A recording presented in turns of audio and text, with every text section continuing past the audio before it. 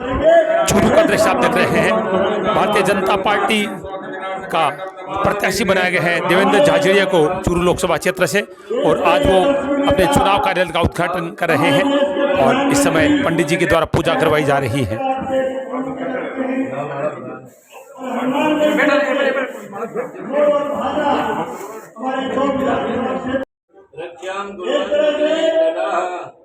आज देश के यशस्वी नेता नरेंद्र मोदी जी पूरे भारतवर्ष के नागरिकों के दिलों पर छाए हुए हैं, दिलों पर राज कर रहे हैं।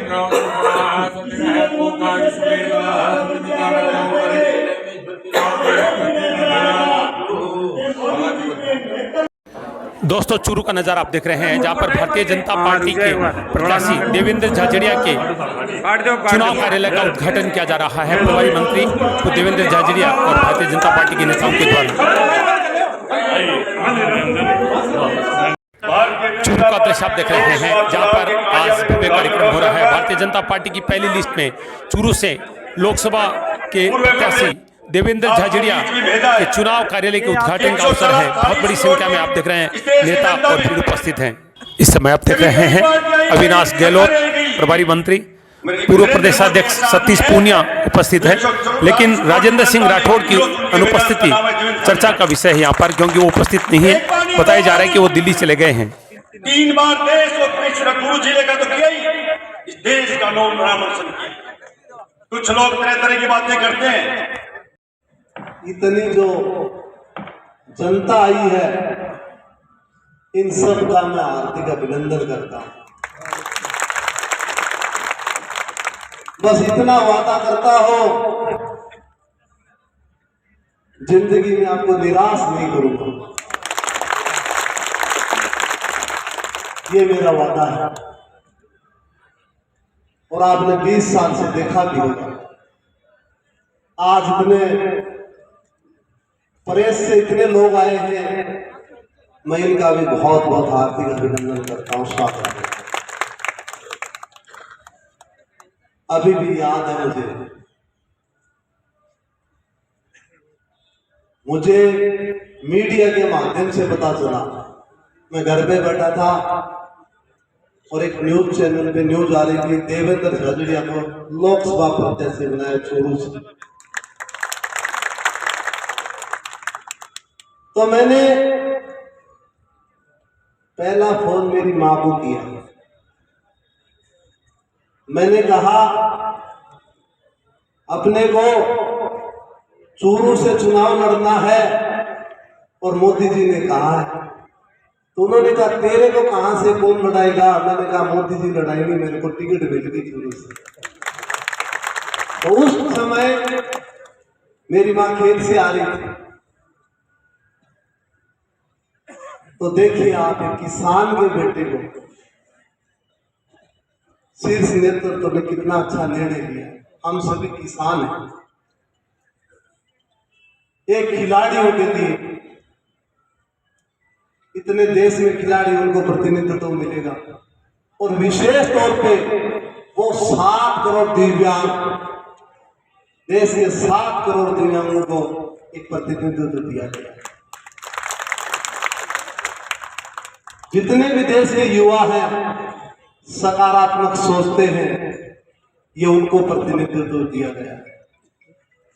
शिवरात्रि का पर्व, तो सभी लोगों को मैं कहना चाहता हूं, आप सभी को शिवरात्रि के इस पर्व पे हार्दिक अभिनंदन और स्वागत, शुभकामनाएं। और साथ में सतीश भाई जी ने बताया कि आज महिला दिवस है, विश्व महिला दिवस है। तो मैं माताओं को बहुत बहुत बधाई और शुभकामनाएं देता हूं, क्योंकि इस देश के प्रति नारी शक्ति का जो योगदान है वो किसी का नहीं। भले ही हो सावित्रीबाई फुले हो या पीटी उषा हो, जिन्होंने देश का मान सम्मान रखा, या अंतरिक्ष में कल्पना चावला हो। बहुत बड़ी बात है हमारे लिए। मेरे जैसे व्यक्ति को 8 साल की उम्र में मुझे करंट लग गया था, एक हाथ गंवाना पड़ा, जिंदगी में भाला फेंकने के लिए इतना संघर्ष करना पड़ा, एक लकड़ी का भाला बनाया मैंने, उससे तैयारी की। मैं 2004 में जब एथेंस पैरा ओलंपिक में जा रहा था, आज भी मुझे याद है, मेरे पास सिर्फ 400 रुपए की स्पाइक थी, 400 रुपए। सरकार ने 2004 में मुझे 1 रुपया नहीं दिया। पैरा ओलंपिक जा रहा था, बहुत बड़ा दुनिया का टूर्नामेंट था, बहुत संघर्ष करना पड़ा मुझे। तो मैं कहना चाहूंगा, मैं किसान की आवाज बनना चाहता हूं इस लोकसभा से। किसान के बेटे का स्वागत किया उन्होंने। कौन सी स्कीम है? टारगेट ओलंपिक पोडियम स्कीम है भारत सरकार की। खिलाड़ी चाहे कुछ भी फैसिलिटी ले ले, मेडल ऐसे ही नहीं बढ़े हैं, सुविधाएं दी है जब मेडल बढ़े हैं। आपने देखा होगा, नारा दिया था एशियन गेम और पैरा एशियन गेम्स में कि अब की बार 100 पार। हमने 100 से ज्यादा एशियन गेम में मेडल देते और 100 से ज्यादा पैरा एशियन गेम में मेडल देते। हम जो स्लोगन बनाते हैं, हम जो नारा देते हैं, वो पूरा भी करते हैं। और अब की बार क्या नारा है? अब की बार 400 पार, क्योंकि हमने काम किए हैं। आप देखते होंगे, ये सैनिकों की धरती है, सैनिकों का मान सम्मान है यहाँ पे। किसी टाइम में हमला होता था देश पे, हम अमेरिका की तरफ देखते थे कि देखो हमारे साथ क्या हो गया, पाकिस्तान लड़क के है, कोई चर्चा है कि है? मैं इसलिए कह रहा हूं क्योंकि हमारे हर तीसरे गांव में एक शहीद की प्रतिमा लगी हुई है। इसलिए हम कहते हैं 370 खत्म कर दी। और कह रहे थे कि लोग खून की नदियां बह जाएंगी, बोलो 370 खत्म करो, मैं खून की नदियां बह जाएंगी। खून की नदियां बहा दी, बिल्कुल सही बात है, बहुत बड़ी बात है। कह रहे थे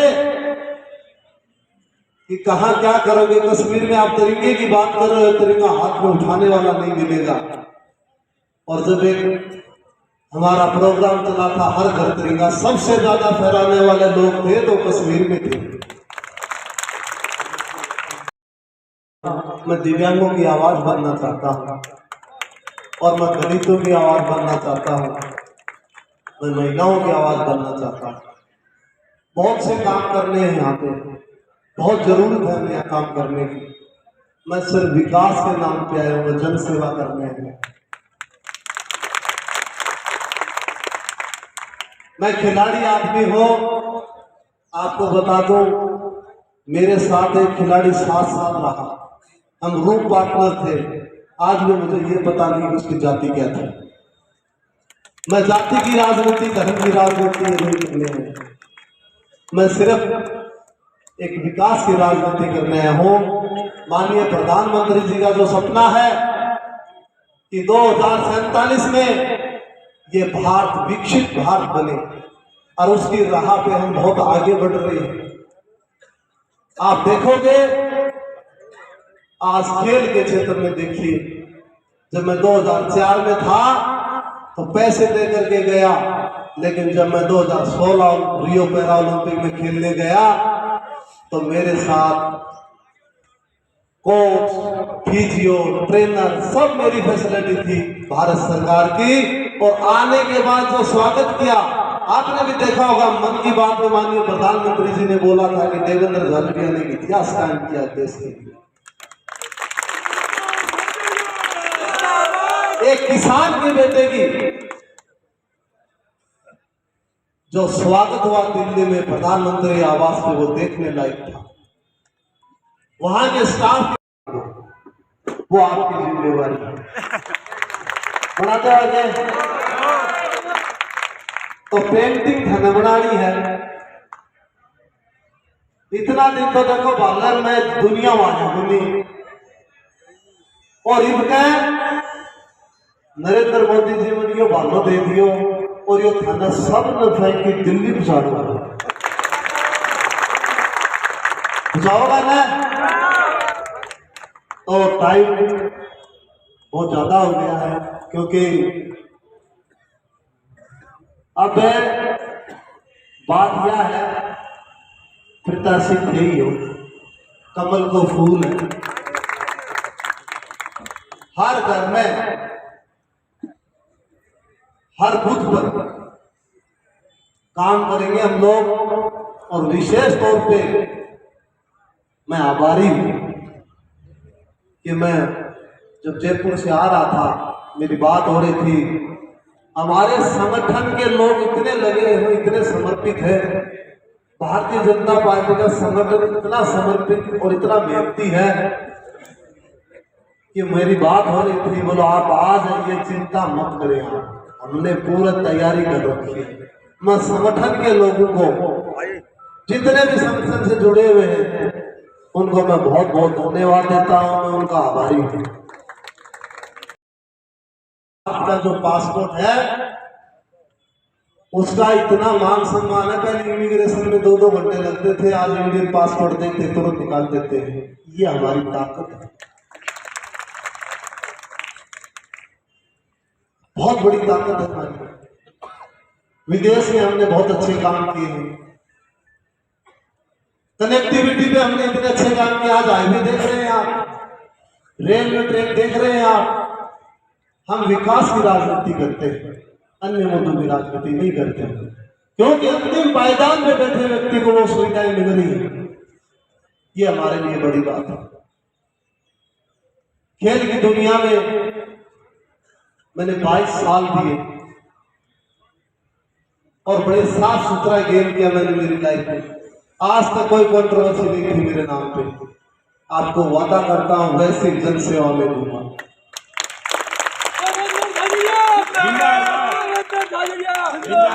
आपका भाई बन के रहूंगा। आपको जीत के प्रति कितना आश्वस्त आप? आज पहली बार मेरे लोकसभा क्षेत्र में आया हूँ।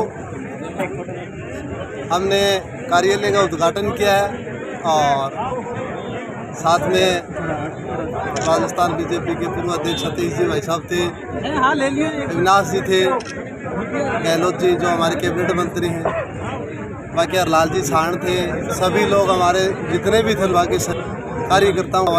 और मेरे लिए की बात यह है कि ये वाइस बेटी है, ये जारी दी गई जिम्मेवारी को दी गई है और इस तौर में खिलाड़ी की है। ये धरती वीरों की है, यहाँ पे ये किसानों की है, दलितों की है। तो हम लोग अच्छा काम करेंगे और उनकी 400 वो पूरा होगा। फिर से प्रधानमंत्री नरेंद्र मोदी जी सफल। विरोध बहुत है, विरोध से कैसे निपटोगे?